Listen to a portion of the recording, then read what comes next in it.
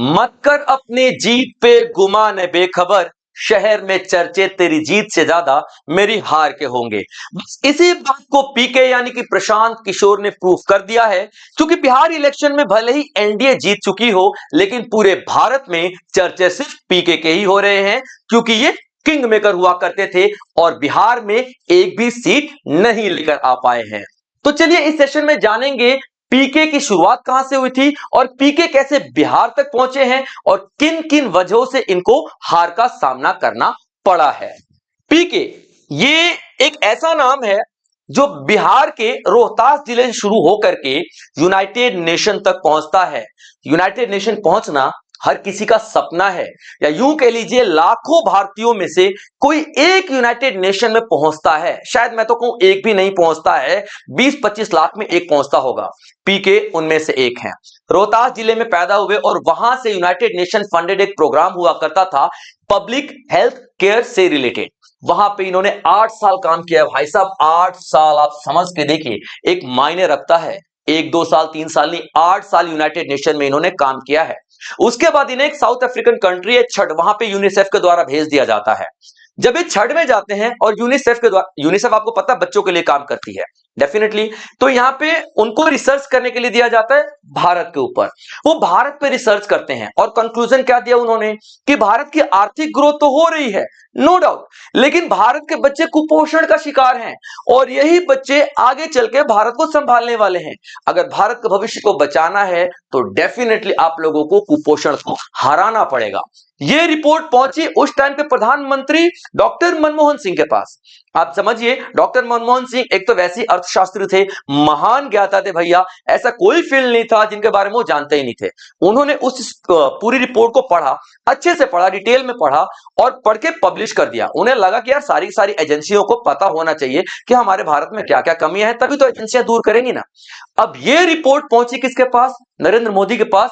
2011 में नरेंद्र मोदी सीएम थे गुजरात के। अब नरेंद्र मोदी जिनके साथ मोटा भाई भी जुड़े हुए हैं, अब ये दो भाई दोनों तबाही वाला खेल है। इन लोगों ने पूरी रिपोर्ट पढ़ी तो इन्होंने देखा कि यार क्या बंदा है, मतलब किस तरीके से रणनीति बनाई है भारत के आगे के लिए। पूरी इतनी गहरी गहरी रिसर्च थी, ऐसी ऐसी बातें लिखी गई थी वहां पे कि वो मजबूर हो गए पीके से कांटेक्ट करने के लिए। अब पीके को बुलाया गया और पीके को यह कहा गया कि पीके भाई साहब, आप हमारे इलेक्शन के लिए रणनीति बनाइए। अब पीके साहब ने ऑफर स्वीकार कर लिया 2011 में। अब उन्होंने रणनीति बनाना शुरू कर दिया, किसके लिए? बीजेपी के लिए। बट उस टाइम गुजरात के सीएम थे तो गुजरात की ही बात करूंगा मैं, ठीक है। और उसकी बदौलत 2012 में मोदी बहुमत के साथ जीत के आ जाते हैं। अब उनका जो अगला टारगेट है 2014 वाला, 2014 में आपको पता है, ठीक है, इलेक्शन सेंटर का हुआ था और तभी से बीजेपी आज तक केंद्र में है। अब 2014 वाले इलेक्शन में सबसे ज्यादा जो चैलेंज था वो क्या था कि भाई साहब मोदी जो पीएम कैंडिडेट के लिए दावेदार थे और ऑपोजिट में कौन था? ऑपोजिट में डॉक्टर मनमोहन सिंह थे। जीरो हेटर्स वाले डॉक्टर मनमोहन सिंह, इतने बड़े अर्थशास्त्री डॉक्टर मनमोहन सिंह, जिन्होंने 1991 में भारत को डूबने से बचा लिया था। पूरी न्यू इकोनॉमिक पॉलिसी जिसमें आप लोग पढ़ते हो ना, लिबरलाइजेशन, प्राइवेटाइजेशन, ग्लोबलाइजेशन, उदारीकरण, वैश्वीकरण, और एक और क्या था आपके पास, प्राइवेटाइजेशन जो था, निजीकरण, ये पढ़ते हो ना आप लोग, ये सब उन्होंने ही दिया था। एक अर्थशास्त्री मोदी के सामने खड़ा है, आप समझिए कितना बड़ा चैलेंज था। ये वही अर्थशास्त्री है जिसने अटल बिहारी वाजपेयी जैसे नेता को 2004 में हरा दिया था भाई साहब। ये वो अर्थशास्त्री है। तो जरूरत थी एक मजबूत रणनीति की। तो ये रणनीति कौन बनाएगा? ये रणनीति बनाएंगे पीके साहब यानी कि प्रशांत किशोर। वो ऐसे ऐसे कैंपेनिंग के तरीके निकालेंगे जो उन्होंने पहले भी इस्तेमाल किए थे मोदी के साथ, जैसे कि चाय पे चर्चा आप लोगों ने सुनी होगी, ठीक है। मोदी साहब आएंगे और चाय पीते पीते जो सोशल इश्यूज पे चर्चा करेंगे, बातचीत करेंगे। उसके बाद 3D वाली जो कैंपेनिंग है, जैसे कि मोदी अहमदाबाद में ही है लेकिन टेक्नोलॉजी के जरिए उनको अलग अलग शहरों में दिखाया जाएगा, ऐसे ज्यादा से ज्यादा लोगों को कनेक्ट कर पाएंगे। एक मैराथन टाइप का भी उन्होंने कैंपेनिंग का प्रोग्राम चलाया था जिसमें 20-20 हजार लोग दौड़ रहे हैं, सबने बीजेपी की टी शर्ट पहन रखी है, पीछे मोदी बने हुए हैं, ठीक है, हम मोदी के साथ हैं, हम मोदी के साथ करके सब दौड़ रहे हैं। आप देखिए क्या खर्चा कितना गया है, एक टी शर्ट का ही तो खर्चा गया है। बल्कि वो टी शर्ट कितने की पड़ी होगी? 50-60 रुपए की पड़ी होगी, ठीक है। लेकिन 1 लाख लोग भी अगर वो टी शर्ट पहन के घूम रहे हैं तो कितना प्रचार हो रहा है भाई साहब, समझिए इस बात को। तो ये पूरी की पूरी रणनीतियां थी जो कि पीके ने बनाई और रिजल्ट आपके सामने है। 2014 में बीजेपी जीत जाती है। अब जैसे ही 2014 में बीजेपी जीत जाती है तो अब यूनाइटेड नेशन में जो उनका रोल था वो खत्म हो जाता है, यूनिसेफ में जो रोल था वो खत्म हो जाता है। अब वो उभर के सामने आते हैं एक रणनीतिकार के रूप में, एक स्ट्रेटेजिस्ट के रूप में और पार्टियों को इलेक्शन जितवाने वाले कैंडिडेट के रूप में, यानी कि वो एक किंग मेकर की इमेज स्थापित करते हैं। फिर उन्होंने एक पार्टी भी बनाई थी, ठीक है, सीएजी। सीएजी यानी सीएजी का मतलब क्या है? Citizens for accountable governance. उन्होंने 2013 में, ठीक है, ये एक पार्टी बनाई थी, ठीक है, जिसका नाम क्या है? Citizen citizen for accountable governance. ठीक है बच्चों, अकाउंटेबल गवर्नेंस बनाई, ठीक है। और जो यूं कह लीजिए कंपनी बनाई, कैंपेनिंग कंपनी बनाई कह सकते हैं आप लोग, ठीक है। तो जो कैंपेनिंग कंपनी थी ना, सीएजी 2013 में बनाई थी और इसी ने पूरा 2014 का रणनीति बनाई थी। भाई हिट हो गई कैग, अब सबकी नजर इसके ऊपर थी। उन्होंने आगे चल के एक आईपैक बनाया। अब आईपैक कब बनाया? जब 2015 में इनको नीतीश कुमार ने बुलाया, सर आ जाओ, बहुत हो गया, ठीक है, आपने जिता लिया मोदी जी को, अब हमें भी जिता दो। तो 2015 में जब इन्हें बुलाया नीतीश कुमार ने, ठीक है, बिहार में, तब इन्होंने कुछ ऐसी कंडीशंस रखी कि देखिए मैं आपके जेडीयू में शामिल होना चाहता हूं। तो ये जेडीयू में शामिल हुए और ये जेडीयू के वाइस प्रेसिडेंट के तौर पे रहे। जब ये जेडीयू के वाइस प्रेसिडेंट के तौर पे रहे तो ये ज्यादा काम नहीं कर सकते थे भाई एक रणनीतिकार के रूप में। तो इन्होंने अपने ही पार्टी का यानी अपनी कंपनी कैग का एक एक्सटेंडेड वर्जन बना दिया, यानी उसका थोड़ा विस्तार कर दिया। जो विस्तार की हुई जो ब्रांच है वो थी आईपैक, या यूं कह लीजिए उन्होंने आईपैक बनाया, कैग को खत्म करके आईपैक बना लिया, ठीक है। आईपैक का मतलब क्या है? ठीक है, इंडियन पॉलिटिकल एक्शन कमिटी। और ये 2018 में ये उसका पूरी तरीके से गठन किया गया। चर्चा तो बहुत पहले से चल रही थी, ठीक है, बातचीत भी काफी बार हुई थी कि हम आईपैक बनाएंगे, लेकिन 2018 में आईपैक बना दिया गया। यानी कैग और आईपैक, जहां पर भी आप लोग देखोगे ना, आंख बंद करके आप लोगों को बोलना है वाह पीके भाई कमाल की बात है, ठीक है। अब आगे देखेंगे तो इन्होंने एक दो नहीं 6 सीएम जिताए हैं, 6 सीएम जिताए हैं भाई साहब। सिर्फ एक यूपी में 2017 में एक नहीं जीता पा भाई साहब, ठीक है, हार गए, ठीक है। तो लेकिन इसके अलावा इन्होंने 6 सीएम जिताए हैं। आप देख सकते हो, ठीक है, कैप्टन अमरिंदर सिंह पंजाब से, आम आदमी पार्टी, ठीक है, हंसते हुए चेहरे देख सकते हो, ठीक है, केजरीवाल साहब हो गए, या ममता बनर्जी साहब मैडम हो गई है आपका बंगाल से, ठीक है, नीतीश कुमार ऑफ कोर्स जैसे मैं बता चुका हूं बिहार से, उसके बाद मोदी जी का बता ही चुका हूं, जगन मोहन रेड्डी आंध्र प्रदेश से। ये सारे सीएम किसी और ने नहीं बनाया है, ये सारे के सारे सीएम किसने बनाए हैं? पीके साहब ने ही बनाए हैं, प्रशांत किशोर साहब ने ही बनाए हैं। अब इनकी जो छवि है किंग मेकर की बन चुकी है कि भाई साहब ये बंदा जिस पार्टी का हाथ थाम ले वो पार्टी तो जीतेगी ही जीतेगी। आगे चल के इन्होंने एक मूड बनाया कि यार अब मुझे किंग मेकर की छवि में नहीं रहना है, मुझे लोगों के बीच में जाना है, लोगों की समस्याओं को समझना है और मुझे खुद एक अपनी पार्टी बनानी है। तो एक 2021 में एनडीटीवी के एक इंटरव्यू में इन्होंने कहा था कि आई हैव डन इनफ, जो मैं करना चाहता था मैं कर चुका, जितना करना था कर लिया, अब मैं लोगों के बीच में जाना चाहता हूं, लोगों की समस्याओं को सुलझाना चाहता हूं, ऐसा उन्होंने एक इंटरव्यू में कहा। और 2022 में उन्होंने ये मन बनाया कि भाई मैं कोशिश करूंगा कि एक अपनी पॉलिटिकल पार्टी बनाऊं, मतलब हिंट दिया 2022 में कि पॉलिटिकल पार्टी बनाऊंगा, अभी उन्होंने बनाया नहीं है। तो ये बिहार के हैं, चूंकि रोहतास जिला आपको पता ही है, ठीक है, मैंने शुरुआत में ही बता दिया था, रोहतास के एक मोनार गांव है आई थिंक, तो वहीं के हैं ये। तो इन्होंने पूरी कोशिश की बिहार के लिए, बिहार को जानने की। इसके लिए इन्होंने रणनीति क्या बनाई? जिस तरीके से गांधी जी थे जब हमारी आजादी की लड़ाई चल रही थी, तो गांधी जी क्या कर रहे थे? उन्होंने सबसे पहला कदम उठाया कि गांव गांव जाके लोगों से मिलेंगे, तो वहां पे किसानों की समस्याओं को समझने की कोशिश करेंगे, वहां पे गरीबी को समझने की कोशिश करेंगे, वहां पे किसानों की, मजदूरों की, अलग अलग इंडस्ट्रियलिस्ट से मिलेंगे, मतलब हर किसी से मिलेंगे और समस्याओं को समझने की कोशिश करेंगे। ठीक वैसा ही इन्होंने भी किया। 2 अक्टूबर 2022, 2 अक्टूबर, चूंकि गांधी जी को बहुत ज्यादा मानते थे, तो 2022 2 अक्टूबर में इन्होंने एक पद यात्रा निकाली, ठीक है, इन्होंने पद यात्रा निकाली, ठीक है, याद रखना पद यात्रा। और उस पद यात्रा को हम लोग आमतौर पे क्या कहते हैं? ठीक है, बात बिहार की, उस पद यात्रा को हम लोग कहते हैं। तो इन्होंने पद यात्रा निकाली जिसमें तकरीबन तकरीबन 150 प्लस, ठीक है, गांव को, मतलब ब्लॉक्स को इन्होंने कवर किया और तकरीबन 1500 गांव को कवर किया, लोगों से जाके मिले, बात की, उनकी परिस्थितियों के बारे में जानने की कोशिश की। उन सब में इनको क्या समझ में आया?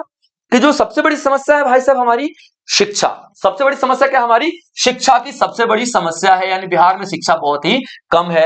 उसके बाद इन्होंने देखा कि पलायन एक बहुत बड़ा मुद्दा है। बिहार में तकरीबन 40 से 50% लोग बाहरी काम करते हैं भाई साहब। उसके बाद इन्होंने देखा कि गरीबी बहुत ज्यादा है। उसके बाद इन्होंने देखा कि भाई साहब ये जो आपका जो मॉडर्निटी, बिहार में मॉडर्न टेक्नोलॉजी बिल्कुल भी नहीं है, इंडस्ट्रीज बिल्कुल भी नहीं है, यानी कि बाहर से आके कोई भी इन्वेस्टमेंट ही नहीं करना चाहता, इंफ्रास्ट्रक्चर भी नहीं है। इनके जितने भी इंटरव्यू देखो आपको एक ही चीज मिलेगी कि बिहार में पलायन को खत्म करना है, बिहार से गरीबी को कम करना है, बिहार में शिक्षा को बढ़ावा देना है। क्योंकि उन्होंने उस पदयात्रा में यही देखा कि हां भाई साहब इन सारी चीजों की सख्त आवश्यकता है बिहार की जनता को। और इन्होंने कोई किताब पढ़ के, अखबार पढ़ के नहीं, गांव गांव में जाके लोगों से बातचीत करके, संवाद करके इस हल पर निकले थे। उसके बाद 2 अक्टूबर 2024 को इन्होंने एक पार्टी बना ली इन सारी समस्याओं को दूर करने के लिए, ठीक है। और उस पार्टी का नाम क्या था? जन सुराज, ठीक है बच्चों। जन का मतलब क्या होता है? लोग। सुराज का मतलब अच्छा राज, स्वराज नहीं है। स्वराज का मतलब होता है हमारा राज, ठीक है। सुराज का मतलब अच्छा राज। तो इन्होंने एक पार्टी बना ली जन सुराज के नाम से। अब जन सुराज का कैंपेनिंग जैसा उन्होंने अपनाया था बाकी सारे सीएम को जिताने के लिए, इन्होंने भी पूरी की पूरी सारी की सारी रणनीति वैसी ही अपनाई। लोगों के बीच में गए, बातचीत की, लोगों की समस्याओं को समझे, और इनको ऐसा वादा नहीं दिया, फ्रीबीज का वादा नहीं दिया कि हम आपको गेहूं दे देंगे, चावल दे देंगे भाई साहब, आपके अकाउंट में हम लोग पैसे डलवा देंगे, आपको हम पैसे बांटेंगे, धोती कुर्ता में, ये सब नहीं किया उन्होंने। उन्होंने बोला हम आपको अच्छी शिक्षा दिलवाएंगे, आपके बच्चों का भविष्य बनवाने के लिए हम इंडस्ट्रीज लगवाएंगे ताकि पलायन रुक जाए। बिहार के लोग जितने टैलेंटेड हैं वो बाहर जाके काम कर रहे हैं, ठीक है। महाराष्ट्र जैसे बहुत सारे ऐसे राज्य हैं जो कि बिहारियों को देखना पसंद नहीं करते हैं, या गवर्नमेंट भी भेदभाव करती है। उन्होंने मोदी के बारे में साफ कहा कि गुजरात में इतने सारे इन्वेस्टर समिट हो रहे हैं, विदेशों से फंडिंग आ रही है, इन्वेस्टमेंट आ रही है, क्योंकि आप करवा रहे हो भाई, इन्वेस्टर समिट करवा रहे हो। बिहार में इन्वेस्टर समिट क्यों नहीं करवाते हो आप लोग? क्यों बिहार को छोड़ दिया क्या आप लोगों ने? बिहार अनाथ है क्या? इन्होंने सारे के सारे ऐसे मुद्दे उठाए और उन्हीं मुद्दों पे इन्होंने इलेक्शन लड़ा। अभी जो इलेक्शन जो हुआ था, जो आपका 6 नवंबर से लेकर के आपका 11 नवंबर के बीच में हुआ था, ये आपका 2025 में, ठीक है। तो 6 नवंबर से 11 नवंबर के बीच में जो पूरा इलेक्शन हुआ था, तो उसमें जीत हासिल हुई है एनडीए को। 202 सीटें एनडीए को यहां पे मिली हैं, है ना। वो मतलब एनडीए मतलब जो पूरे ग्रुप को मिली है 202। अगर बीजेपी की बात करें अकेले तो 89 सीटें मिली है, ठीक है। लेकिन अगर हम पूरे एनडीए, बीजेपी ही कहलाती है, ठीक है। बाकी बहुत सारी ग्रुप्स इसमें शामिल हैं, चिराग पासवान की हो गई, ठीक है, जेडीयू का हो गया, सब मिला जुला के एनडीए आपका है। तो एनडीए नो डाउट 202 सीट में जीत जाती है, और प्रशांत किशोर का यहाँ पे खाता भी नहीं खुलता है, और प्रशांत किशोर साहब जो है यहाँ पे एक भी सीट जीतने में सफल नहीं हो पाते हैं।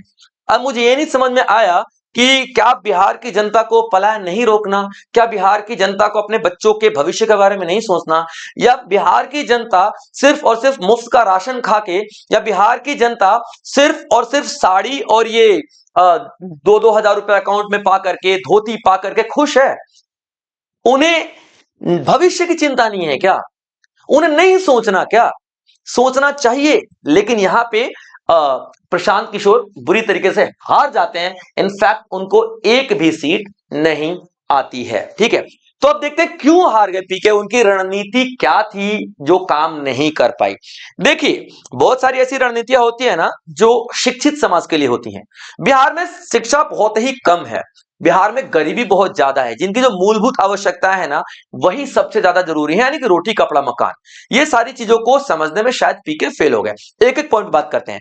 जो आप देखना, पहला जो उनका प्रॉब्लम रही थी, नहीं समझ पाए थे क्या, ठीक है, पहचान राजनीति यानी कि कास्ट वाली राजनीति इन्होंने नहीं की। यानी कि अब देखिए जैसे कि कुर्मी हो गए, यादव हो गए, ब्राह्मण हो गए, क्षत्रिय, अलग अलग कास्ट है ना भाई साहब, इन्होंने किसी एक कास्ट को रिप्रेजेंट नहीं किया, कास्ट वाली राजनीति ही नहीं की।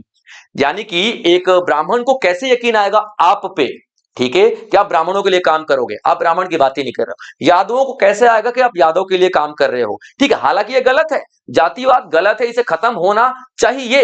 लेकिन बिहार जैसे राज्य में जातिवाद भाई साहब खून में है, खून में, नसों में है। मुझे तो लगता है ना कि सुबह नाश्ते में लोग जातिवाद खाते हैं और डिनर में जातिवाद खाते हैं, इतना ज्यादा जातिवाद है।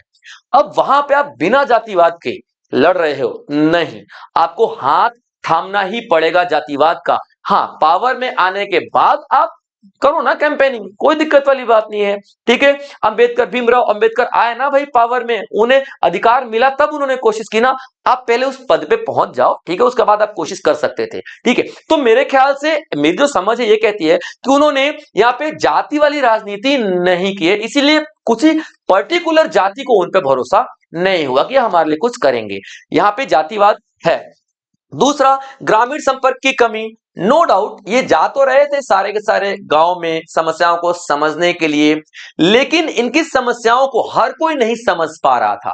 क्योंकि देखिए, पद यात्रा जब आप करना शुरू करेंगे तो आपको भैया कई साल लग जाएंगे। आप ग्रामीण लेवल पे बहुत ज्यादा कितना ही कवर कर लोगे यार। ठीक है, आपका 2024 में पार्टी बनी है, तब लोगों को समझ में आया है कि अच्छा अच्छा आप इलेक्शन भी लड़ोगे। ठीक है, लोगों को यह थोड़ी पता था कि आप जन स्वराज पार्टी बना दोगे। ठीक है, तो यहाँ पे जनसंपर्क यानी कि जो ग्रामीण लेवल पे, जो ग्राउंड लेवल पे लोगों की समस्याएं थी, वो आप नहीं समझ पाए। ग्राउंड लेवल पे सबसे जरूरी बात है, अब मैं आज क्या खाऊंगा, शिक्षा की जो बात कर रहे हो पीके साहब, वो 6-7 साल बाद मेरे को समझ में आएगी ना। ठीक है, अब मेरा बच्चा आज क्या खाएगा, इस बात पे आपको बात करनी चाहिए थी, ग्राउंड लेवल पे बात करनी चाहिए थी। आपने आज की बात ना करके 5-6 साल बाद भविष्य की बात की है, आप यहां पे शायद फेल हो गए। दूसरा, महिला मतदाताओं में असर नहीं बना पाना। आपने महिलाओं के लिए ऐसा कोई वादा नहीं किया जो पर्टिकुलर महिलाओं के लिए है। उल्टा आपने एक गलत बात बोल दी कि जैसे ही मैं सत्ता में आऊंगा मैं शराबबंदी को हटवा दूंगा, खुलेआम शराब बिकवाऊंगा। ये आपने कहा है सर, आपने कहा, ये आपकी गलती है।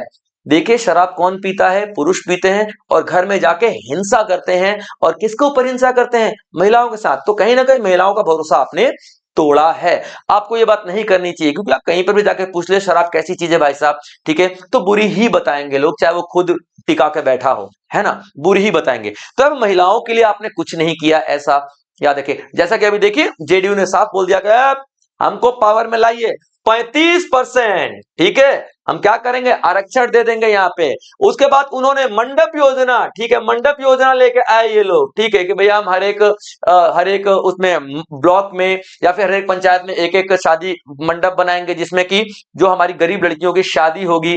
ये था ना भाई साहब, ठीक है, जीविका दीदियां इसकी देखभाल करेंगी। उसके बाद 10-10 हजार रुपए हम लोग प्रोवाइड करेंगे महिला रोजगार योजना के लिए, है ना। अब और दे भी दिए, मोदी जी ने 10-10 हजार रुपए सभी महिलाओं के अकाउंट में डाल भी दिए, और ये रोजगार करके अच्छा परफॉर्म करेंगे तो उनको 2 लाख रुपए भी मिलेंगे। ऐसा वादे, आपने ऐसा कुछ नहीं किया महिलाओं के लिए, तो महिलाओं का वोट बैंक आपकी तरफ से चला गया। उसके बाद भाई साहब आप खुद नहीं चुनाव लड़ रहे हैं, ये भी आपकी एक कमी है। देखिए, केजरीवाल ने क्या किया था, केजरीवाल बोल रहा था कि मैं सीएम बनूंगा भाई साहब, इस वजह से मुझे वोट दो। यानी कि एक चेहरे का विश्वास तो हो कि भैया आप जिसको सीएम बना रहे हो वो विश्वास का पात्री है कि नहीं है।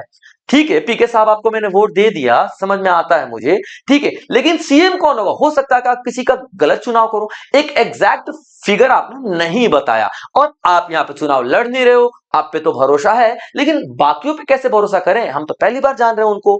दूसरा, मजबूत बूथ स्तरीय संगठन का अभाव। बूथ स्तरीय का मतलब क्या होता है, जब इलेक्शन का डेट आता है ना, तो उसके मतलब उस वक्त पे वहां पे अपने पार्टी अपने कैंडिडेट भेज देती है कि बूथ में सब कुछ सही चल रहा है कि नहीं चल रहा है, जो इलेक्शन कार्ड में जो लोग हैं वहां पे प्रेजेंट हैं कि नहीं है, कुछ इलीगल तो नहीं हो रहा है। ठीक है, बीजेपी भाई साहब एक साल पहले से भेज चुके हैं अपने सारे कैंडिडेट, जहां जहां बूथ है, कि जाओ देखो, गांव वालों से बात करो। और आप ऑन द स्पॉट कर रहे हो यार, ऑन द स्पॉट कैंडिडेट्स भेज रहे हो यहाँ पे कि बूथ पे जाके देखो कुछ सही हो रहा है, गलत हो रहा है, क्या हो रहा है यहाँ पे। यानी बूथ में आपकी प्रेजेंटेशन बूथ पे नहीं थे आपकी पार्टी की। अगला, बहुत सारे ऐसे नए नए चेहरे आपने इंट्रोड्यूस कर दिए कि जनता समझ ही नहीं पाए उन चेहरों को। आपने बहुत अच्छा काम किया पढ़े लिखे लोगों को मौका देके, जैसे कि पटना के केसी सिन्हा सर हैं, ठीक है, कौन नहीं जानता, हम खुद उनकी किताबें पढ़ के बड़े हुए हैं सर। और मुझे नहीं लगता कि बिहार के कोई बच्चे ने उनकी किताबें नहीं पढ़ी। वो भी हार गए, क्यों हार गए, क्योंकि पढ़ने लिखने वाला बच्चा है, उनके बारे में जानेगा ना सर। ठीक है, आपको क्या करना चाहिए था, पुराने चेहरे उतारने चाहिए थे, है ना, लोकल लेवल पे जोड़ना चाहिए था, लोकल लोगों को जोड़ना चाहिए था अपने साथ, लोकल लीडर उठाना चाहिए था सर आपको। तो आपने इतने नए नए चेहरे भर दिए कि जनता समझ ही नहीं पाई। चलिए, तो ये जो थे हार के कारण है पीके के। और आगे अगर हम बात करते हैं तो क्या क्या कर सकते थे अगर सुझाव की बात करें। हालांकि मैं कौन होता हूं सुझाव देने वाला, ठीक है, पीके साहब तो खुद एक बहुत बड़े रणनीतिज्ञ हैं, लेकिन हाँ फिर भी मुझे ऐसा लग रहा है कि हम जो जितना भी मेरी रिसर्च है उसके हिसाब से कुछ सुझाव जरूर हैं। ठीक है, देखिए, अब सुझाव में उन्हें खुद चुनाव लड़ना चाहिए था, जैसा कि मैं आपको बता चुका हूं। ठीक है, अर्ली बूथ नेटवर्क बनाना चाहिए था कि बूथ पे मतलब काफी पहले से आपके लोग होने चाहिए थे कि कुछ धांधली ना हो, कुछ गलत ना हो, या फिर जन स्वराज के बारे में बता सको आप, या फिर आपके कार्यकर्ता बता सकें, ये होना चाहिए था। तीसरा, लोकल चेहरे खड़े करने चाहिए थे जिनको लोग जानती हो। अब यार एक बात बताओ, मेरे गांव में मैं खुद गया, मैं अभी गांव में गया था, तो मैंने सोचा कि यार कौन खड़ा हो रहा है हमारे कॉन्स्टिट्यूंसी से जनसुराज से, तो एक पद्मा ओझा का नाम सामने आया। ठीक है यार, पद्मा ओझा को मैंने खुद ही पहली बार सुना था, मैं बता रहा हूं, ठीक है, मैं अपने लोकल में आरा का निवासी हूं, ठीक है, जगदीशपुर। तो वहां जगदीशपुर में गांव है नावाडी, ठीक है, बिया चौरस्ता, तो वहां से तो भाई कौन खड़ा था वहां से, तो पद्मा ओझा खड़ी थी। अब मैं नहीं जानता था पद्मा ओझा को, जब जनता जानती नहीं तो कैसे भरोसा करेगी, तो आपको पुराने चेहरे उतारने चाहिए थे। ठीक है, कास्ट, ठीक है, नो डाउट, मैं यहाँ पे ये नहीं कहूंगा कि आपको कास्टिज्म करना चाहिए था, कास्ट की राजनीति करनी चाहिए थी, लेकिन आप कास्ट से रिलेटेड बहुत सारी और रणनीतियां बना सकते थे। कास्ट को बेस बना करके लोगों को आप समझा सकते थे, आप उनको यह बता सकते थे कि हम यादवों के लिए क्या करेंगे, हम पासवानों के लिए क्या करेंगे, हम इनके लिए क्या करेंगे, हम फलाना ढिमका, आप कर सकते थे सबके लिए।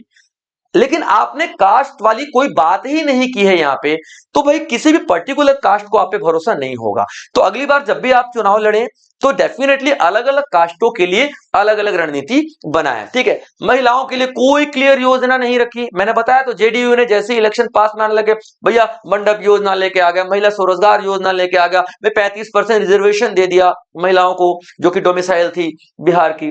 आपने ऐसा कुछ भी नहीं किया। ठीक है, माइग्रेशन पर आपने बात की, पलायन पर बात की, ठीक है, कि भाई साहब यहाँ पे अभी भी 40 से 60% या 50% के आसपास जो जनता है वो बाहर जाके काम करती है बिहार की, वो गाली खाने को तैयार है जनता अलग अलग राज्यों में जाकर के, लेकिन फिर भी जा रही है, वो परेशान है, वो चाहते हैं लौट के आना बिहार, लेकिन वो अपनी नौकरी छोड़ के तब आएंगे ना सर आपके पास जब आप एक कॉन्क्रीट प्लान बताओ।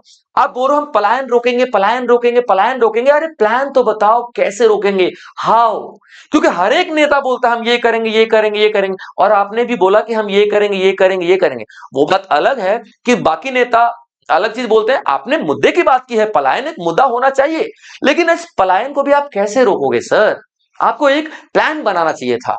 आगे देखते हैं, तो माइग्रेशन होगा, पार्टी को एक लीडर सेंट्रिक नहीं होना चाहिए था, आपकी पार्टी को लोगों ने वैसे ही देखना शुरू कर दिया था जैसे कि कांग्रेस थी, एक ही लीडर है राहुल गांधी, ऐसा माना जाता है आज की डेट में हमारे देश की जनता के द्वारा। आपका भी सिर्फ वैसा ही था, एक ही चेहरा है, प्रशांत किशोर को सभी जानते हैं, और प्रशांत किशोर जिम्मेदारी ले ही नहीं रहे हैं, हम तो सीएम बनेंगे ही नहीं, तो बनेगा कौन भाई साहब, एक ही चेहरा है और वो भी सामने नहीं आ रहा है, आप इस बात को समझिएगा। ठीक है, उसके बाद बड़े और साफ स्लोगन बनाने चाहिए। आपको अगर मैं बोलूं कि साहब, ठीक है, आप एक मैसेज में, एक शब्द में, एक लाइन में आप कुछ मैसेज देना चाहो तो क्या दोगे, आपका कोई मैसेज नहीं है भाई साहब। ठीक है, जैसे नीतीश कुमार ने बोला सुशासन, ठीक है, हम सुशासन लेके आए थे, सुशासन को बरकरार रखेंगे। आरजेडी ने बोला था 10 लाख नौकरियां देंगे। अब देखिए मैं बता रहा हूं, आरजेडी ने जैसे ही बोला ना, ठीक है, कि 10 लाख नौकरियां देंगे, जब बोला था 2-3 साल और तकरीबन, भाई साहब उसके बाद बहुत सारी ऐसी पॉलिटिकल पार्टी थी जिन्होंने नौकरियों को मुद्दा बनाना शुरू कर दिया। भाई ठीक है, नहीं जीता, नहीं दे पा रहा, ये नौकरी का मुद्दा तो आने लग गया ना, लोग ये तो समझने लग गए ना कि नौकरियों पर भी वोट मिलता है, नौकरियों पर भी वोट मांगा जाना चाहिए, तो कुछ पार्टियों ने नौकरी देना शुरू कर दिया, कहीं ना कहीं फायदा तो होता ही है। ठीक है, जैसे कि आम आदमी पार्टी ने क्या बोल दिया, बिजली पानी फ्री। ठीक है, आपने ऐसा कोई स्लोगन नहीं रखा जो साफ तौर पे आपको जीत हासिल करा सके। अब सबसे बड़ा सवाल आता है, क्या 0 सीट का मतलब यह है कि बिहार की जनता ने साफ तौर पे नकार दिया है पीके को?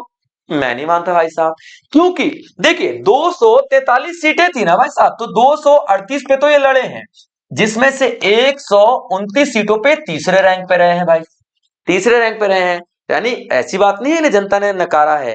ठीक है, थर्ड रैंक अपने आप में एक अच्छा रैंक है, अच्छे वोट मिले हैं इन्हें, लेकिन मार्जिन मार्जिन पे जाके ये हार गए हैं। नो डाउट मैं मानता हूं कि कोई फायदा नहीं है, ठीक है।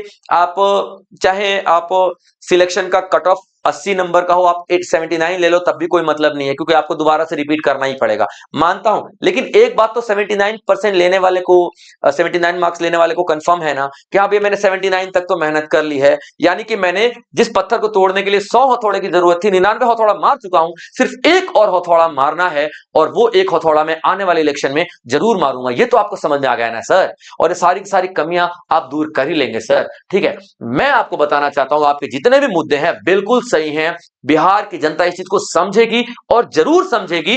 मैं आपके साथ हूं, जनता आपके साथ है, क्योंकि इन्हीं मुद्दों पे चुनाव होना चाहिए सर।